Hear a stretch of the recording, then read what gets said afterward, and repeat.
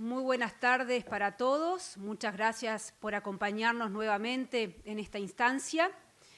Ha sido una larga jornada de trabajo en la Comisión de Hacienda y Presupuesto de la Cámara de Diputados, en donde venimos a presentar la rendición de cuentas con especial énfasis en lo que son los recursos que vamos a asignar para adelante.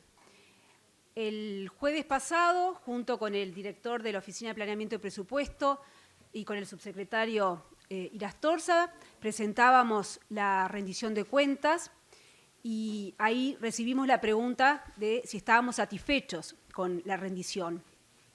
Y la verdad que ahí uno se puso a pensar que realmente había satisfacción y hay satisfacción con la rendición que hoy estamos presentando, especialmente con lo que se refiere a los recursos que asignamos para adelante.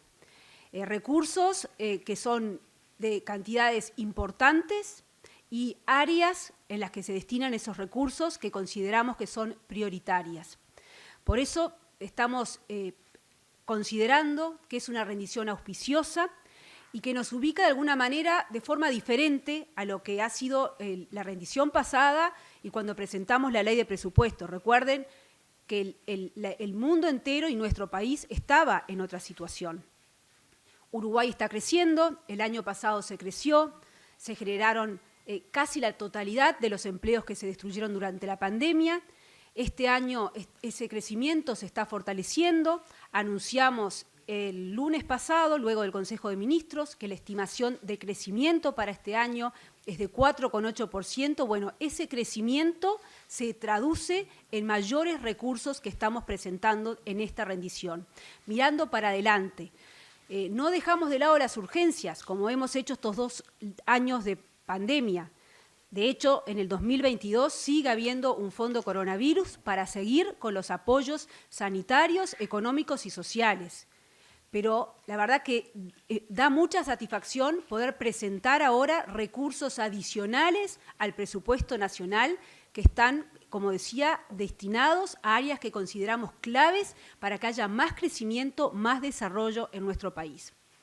Las áreas en donde se asigna la mayor cantidad de recursos, mirando hacia adelante, mirando de futuro, son la transformación educativa, como ya hemos compartido la semana pasada, el área de seguridad. Es importante mantener la protección y la seguridad de los ciudadanos. En el área de innovación, en el área infraestructura. En la tarde de ayer, el director de OPP, conjuntamente con el ministro de Transporte, Falero, y con el director de la CND, presentaban lo que es el plan de obras de este quinquenio. Bueno, estas son todas áreas en donde estamos asignando recursos. Además, en esta rendición hay un elemento que es sumamente importante y que ustedes, la prensa lo tiene que tener claro porque cada vez que nos sentábamos acá nos hacían la pregunta sobre la recuperación salarial de los funcionarios públicos. Y la respuesta era siempre la misma, que por ley había un compromiso de dar la totalidad de la recuperación salarial a los funcionarios públicos. Hoy, con gran satisfacción, decimos que no solamente se está dando, se ha dado lo que se correspondía a ese artículo 4 de la Ley de Presupuesto, sino que se ha dado una recuperación adicional. Y esto es fruto de un acuerdo de COFE con el Poder Ejecutivo representado por el Ministerio de Trabajo y por el Ministerio de Economía, con COFE. Hemos tenido reuniones con José Lorenzo López, con Martín Pereira, con otros integrantes del sindicato de COFE y se ha llegado a un acuerdo que implica una recuperación salarial superior a lo que estaba en el artículo de la Ley de Presupuesto.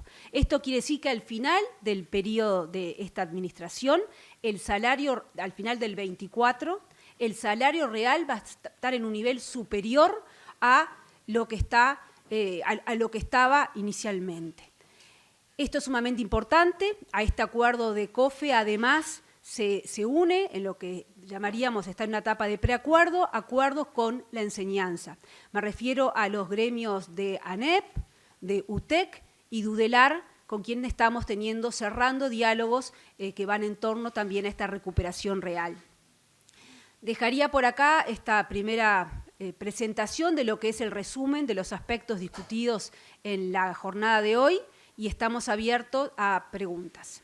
Bien, estimados, cinco preguntas en total. Arrancamos por acá, por Centenario. Fabricio Acosta, de Radio Centenario. Ministra, uno de los temas luego de resolverse la situación de la adicional, de la recuperación salarial de los trabajadores públicos, es el tema de las vacantes. Tanto sindicatos como también los parlamentarios prevén que va a haber distintos servicios y ministerios que van a hacer el planteo de la necesidad de llenados de vacantes, de la falta de funcionarios públicos para cumplir los servicios. ¿Qué pasa justamente con esos recursos? ¿Qué pasa con aquello de llenar de cada 3 uno de esos trabajadores en el ingreso? Como ha quedado claro en esta rendición de cuentas, lo que hemos hecho en estos 2 años es hacer un uso muy efectivo de los recursos que tenemos. Yo mencionaba recién que hemos tenido pandemia durante 2 años.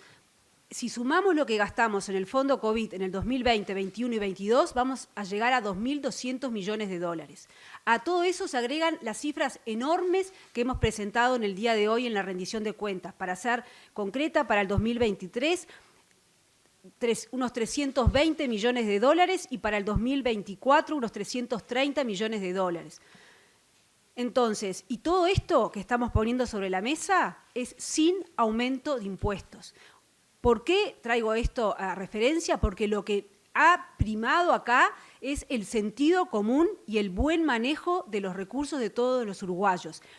Es un respeto al que trabaja, es un respeto al contribuyente, es un respeto al que tiene su emprendimiento. Por lo tanto, para adelante seguimos con ese mismo orden, con ese mismo criterio. Seguimos cuidando la plata de todos, porque eso es lo que nos permite, en una ocasión como esta, en donde tenemos una expectativa, una estimación de mayor crecimiento, poder dar más recursos. La normativa del llenado de vacantes sigue presente y, como siempre, y esto lo hablamos particularmente con el director de OPP, acá hay sentido común. O sea, no se ha dejado de hacer nada que fuera necesario porque esté la normativa. Aquí hay excepciones que OPP y Ministerio de Economía tiene que aceptar, autorizar, y seguiremos trabajando con ese criterio. Las excepciones se estudian, se analizan, se aprueban, pero la regla no es que se levanta la regla. No sé... Buenas tardes para todos. Bruno Barreto por aquí de BTV Noticias. Una vez que trascendió el proyecto de rendición de cuentas, se dio a conocer por lo menos por parte del propio rector de la Universidad de la República que iba a haber aumento cero para la UDELAR, teniendo en cuenta que también este año creció en comparación con el anterior la matrícula estudiantil. ¿Va a haber un trabajo parlamentario para que haya reasignación de recursos para esta casa de estudios? Bueno, primero que no compete al Poder Ejecutivo meternos en la tarea parlamentaria. O sea, todas las reasignaciones que se den y todas las discusiones, mejoras que se den en el Parlamento, lo hemos dicho siempre acá, bienvenidas. Con respecto al presupuesto para UDELAR, también es bueno recordar que las cifras que hemos presentado en el día de hoy, que básicamente va a la transformación educativa, a seguridad, a infraestructura, a innovación y a la recuperación salarial, son cifras adicionales al presupuesto que tiene cada inciso, que tiene cada ministerio, en este caso que tiene la UDELAR. La UDELAR cuenta con un presupuesto de alrededor aproximadamente de 470 millones de dólares. Con respecto a lo adicional para UDELAR, hay 2 elementos. Por un lado, de conocimiento público, que la UDELAR está trabajando en un proyecto para hacer un centro universitario en Paysandú y el Poder Ejecutivo va a aportar 7 millones de dólares para ese proyecto. Esto ya fue comunicado por el secretario de Presidencia, seguro, que estuvo hace pocos días en Paysandú y seguramente por alguna otra autoridad. Por lo tanto, ahí hay un adicional para UDELAR. Y por otro lado, vuelvo al comentario que hacía inicialmente. Aquí estamos hablando que va a haber una recuperación salarial para los funcionarios públicos. Del gasto de UDELAR, un 81% corresponde a funcionarios. Esos funcionarios van a tener una recuperación real que implica más recursos que va a salir del gobierno para esa institución, con lo cual ahí tenemos recursos adicionales. Concretamente, mañana hay reunión con la UDELAR que es parte de estas negociaciones que están avanzadas y cerradas, como el caso de COFE, que están cerrándose porque tienen sus propios procesos internos en el caso de la enseñanza. Pero me parece importante agregar algún elemento más, porque los recursos que muchas veces llegan a quienes están en la UDELAR no es directamente a través de la UDELAR. También en este presupuesto se ha reforzado el presupuesto que va a la ANI, a la Agencia Nacional de Investigación e Innovación. Y recordemos que hay un porcentaje muy importante, aproximadamente el 75% de los investigadores que forman parte del Sistema Nacional de Investigadores de la ANI, que se le da apoyo a los investigadores, son de la UDELAR. Y en lo que se refiere a los proyectos, casi la mitad de los proyectos que aprueba ANI, que da un apoyo, también corresponden a proyectos que son remitidos por la UDELAR. Por lo tanto, hay recursos adicionales por encima del presupuesto grande, significativo, que ya tiene la Universidad de la República. Federica Nanía de Telenoche Canal 4, gracias. Yo quería hablar, ya que mencionaban lo de la ANI, respecto al presupuesto en la rendición de cuentas para la ciencia. La comunidad científica dijo que era insuficiente, incluso, por ejemplo, mencionaban que no se le daban recursos al PDCIVA. ¿Se va a buscar algún mecanismo para brindar más presupuesto? Y en este mismo inciso de la ciencia se incluye un presupuesto para un nuevo organismo audiovisual. ¿Ese presupuesto se transfiere de lo que era el INCA, creo que se llamaba, de cine y producción audiovisual, o es adicional, es un aumento? Gracias por las preguntas. En primer lugar, con respecto al presupuesto para la ciencia, nosotros hablamos de que una de las áreas prioritarias es la innovación. Estrictamente es el nombre que tiene el programa, donde se asignan recursos adicionales. Hoy lo recordaba el subsecretario, que quizás nos puede decir. El artículo 410 de la rendición de cuentas habla de innovación, de investigación y de desarrollo experimental, o sea que es más amplio que la innovación. Eso por un lado, o sea que ahí hay recursos adicionales para la investigación y para la innovación. Y el otro elemento, que el presupuesto que recibe el inciso del Ministerio de Educación y Cultura tiene algunos de estos programas y puede repartir los recursos de acuerdo a lo que estime prioritario. Aquí hay algo que siempre decimos cuando tenemos el diálogo con los ministerios, desde el equipo económico y de lo que tiene que ver OPP y Ministerio de Economía con el presupuesto, nosotros decimos cuánto de este crecimiento, cuánto podemos asignarlo, cuánto se puede traducir en mayores recursos para todas estas áreas, pero cómo se distribuyen los recursos dentro de lo que es el Ministerio de Educación, de lo que es ANEP, de lo que es el Ministerio del Interior, eso corresponde al diseño y la implementación de cada una de las carteras. Y respecto a lo del nuevo organismo audiovisual, estos recursos son adicionales. Así es. Ministra Valeria Gil de Subrayado, quería preguntarle, si bien habló del convenio de recuperación salarial firmado con los funcionarios públicos, ¿hay dentro de la coalición planteos para aumentar los salarios tanto de policías como de militares? ¿Cómo veía esta posibilidad? Yo hoy hablo de lo que hemos presentado, que es la rendición de cuentas, hablo del acuerdo que hemos firmado con COFE y hablo que hay dos artículos que hace referencia a los sueldos de los policías y los sueldos del personal militar.